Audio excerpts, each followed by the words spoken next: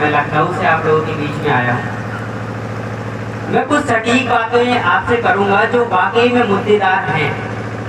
अगर आज हमारी ये दशा है, आज़ादी के इतने साल भी, तो इसके जिम्मेदार हम ही हैं।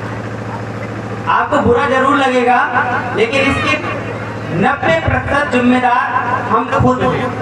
सच्चाई है ये, क्योंकि इसी समाज से जो आपके सामने लोग बैठे हुए हैं या मैं आया हूँ, हम लोग भी यहीं से उठ के यहाँ तक आए हैं, यहीं से उठ के यहाँ तक पहुँचे।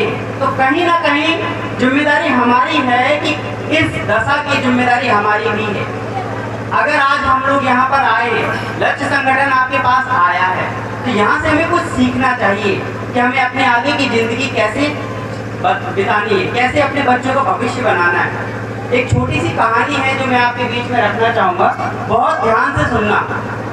एक गांव से एक आदमी शहर आता है और शहर आके वो देखता है एक मैदान में लोग एक बड़ी सी गेंद में लात मार रहे हैं, खेल रहे हैं। फुटबॉल जानते हो ना, फुटबॉल खेल रहे हैं। एक दिन देखता है, 2 दिन देखता है, तीसरे दिन परेशान होके एक समझदार व्यक्ति के पास जाता है और पूछता है कि भैया इसमें सब लोग लात क्यों मार रहे हैं? ये जिसके पास जाती है वही लात मारता है इसको।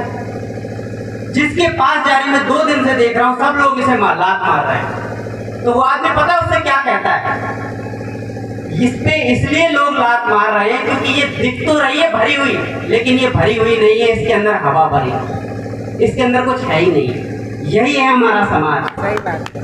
हमारा समाज दिख तो रहा है कि बहुत भरा है, लेकिन अंदर से खाली है। जिस दिन इस फुटबॉल में शिक्षा भर जाएगी, मजबूती आ जाएगी, जिस दिन इस समाज में बल भर जाएगा, जिस दिन इस समाज में एकता आ जाएगी, उस दिन कोई इस समाज को लात मारने की जुर्रत भी नहीं करेगा।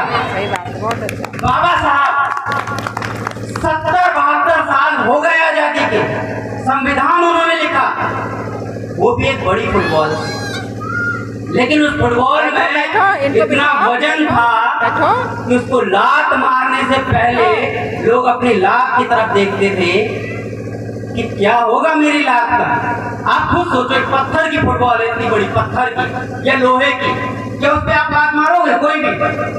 कोई लात मार के उसको हटाना चाहेगा कि एक तेज से लात मारे वहां चली जाए? कोई नहीं मारना चाहेगा, वो डरेगा कि मेरे फुटबॉल तो हिलेगी नहीं, मेरे पांव टूट जाएगा।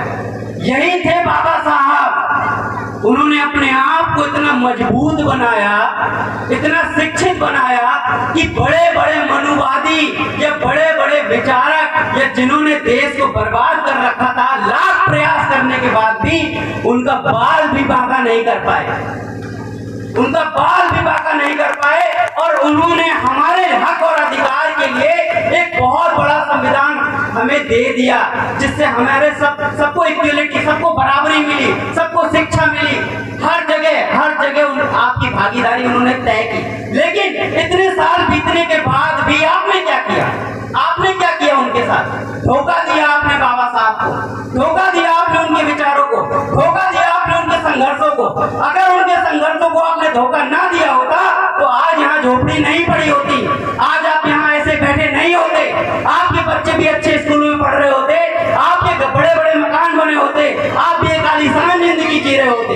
आप सोचो, आपका घर 20 लोग का घर है, 20 लोग का परिवार है, कोई बाहरी व्यक्ति आपके घर में घुस के आपके घर के एक व्यक्ति को थप्पड़ मार के चला जाएगा? हो सकता है ऐसा?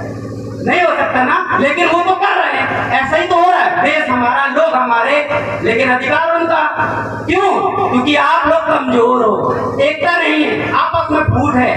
बैठे तो जरूर साथ हो, लेकिन आपस में फूट है, बाहुबल नहीं है, नहीं पढ़ सकते, कोई बात नहीं, पढ़ाई में मन नहीं लगता। अरे शरीर तो बनाओ अच्छा, इसको किसने रोका है? इसमें कौन सी पढ़ाई की जरूरत है? खाओ पियो, जिम करो, एक्सरसाइज करो, दौड़ो भागो, अपने आप को मजबूत बनाओ, अपने आप को मजबूत बनाओ, फिर देखे कौन टक्कर लेता है। कहीं से तो मजबूत बनो, कहीं शिक्षा से मजबूत बनो, उस फुटबॉल को भरो, कुछ तो भरो उसमें, शिक्षा भर दो, मजबूती आ जाएगी, धन भर दो, धन हो आपके पास, मजबूती आ जाएगी, बाहुबल हो, मजबूती आ जाएगी, संगठन हो, मजबूती आ जाएगी।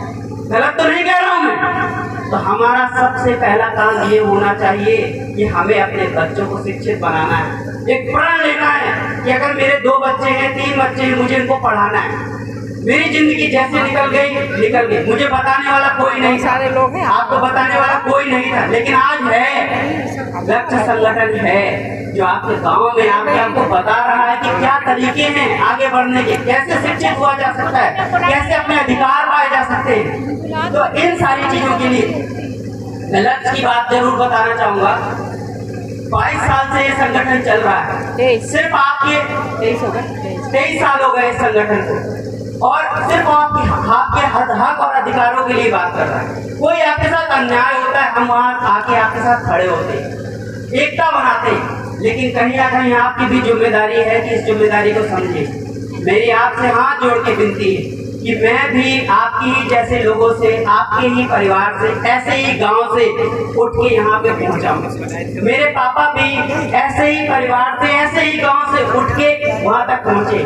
हाँ, एक फर्क जरूर था, वो जो मैं आपको बताना चाहूंगा। मेरी दादी जो है, मेरे दादा और दादी है, उन्होंने कसम खाई, वो मजदूरी करते थे, किसी के खेत में जाके काम कर लिया तो कुछ मिल गया, बहुत गरीब था, लेकिन उन्होंने कसम खाई थी कि हम भले 2 रोटी की भूख को तो एक खाएंगे, लेकिन अपने बच्चों को पढ़ाएंगे। बहुत मेहनत की उन्होंने, और उनकी इस मेहनत को मैं सलाम करता हूँ। उनकी इन मेहनत को मैं बाबा साहब से ज्यादा अगर किसी को मानता हूँ तो वो मेरे दादा दादी, क्योंकि अगर उनके अंदर बाबा साहब ने तो बहुत पहले सारी चीजें दे दी थी, लेकिन फिर भी बहुत सारे लोग कुछ नहीं कर पाए ना। लेकिन मेरे दादा दादी ने वो चीज जब प्रण लिया, अगर उन्होंने प्रण में लिया होगा तो आज हम यहाँ पे नहीं होते, आज हम अच्छे मकान में नहीं रह रहे होते, आज हमारे पास गाड़ियाँ नहीं होती, अच्छी पढ़ाई नहीं होती। उन्होंने प्रण लिया कि भले 1 रोटी खाएंगे लेकिन पढ़ाएंगे। उन्होंने बहुत मेहनत की और मेरे पापा को पढ़ाया। पढ़ने के बाद वो एक अच्छे लेवल के अधिकारी बने और आज सारी सुख सुविधाएं और सब कुछ। और उसके बाद हमने भी प्रण लिया कि आज से हम जब से मैं लक्ष्य में जुड़ा, मैंने भी सोचा कि हाँ, कि ये एक बहुत बड़ी जिम्मेदारी मुझे भी निभानी चाहिए, अपने लोगों के बीच जाकर उन्हें बताना चाहिए। हो सकता है कि मेरी इन बातों से किसी एक के अंदर भी अगर चिंगारी जग गई कि हाँ, जो बीत गया तो बीत गया। आज से हमें अपने बच्चों को और अपने भविष्य के लिए बहुत अच्छा सोचना है, अपने आप को बलवान बनाना है, कुछ ना कुछ तो भरना है। मैं ये नहीं कह रहा हूँ कि पढ़ाई में मन नहीं लगता तो पढ़ ही लो, अरे शारीरिक बल बढ़ा लो, मन बल बढ़ा लो, कहीं से तो आगे बढ़ो, संगठित हो जाओ। इसी के साथ मैं अपनी बात को खत्म करना चाहूंगा। जय भीम, नमो बुद्धाय।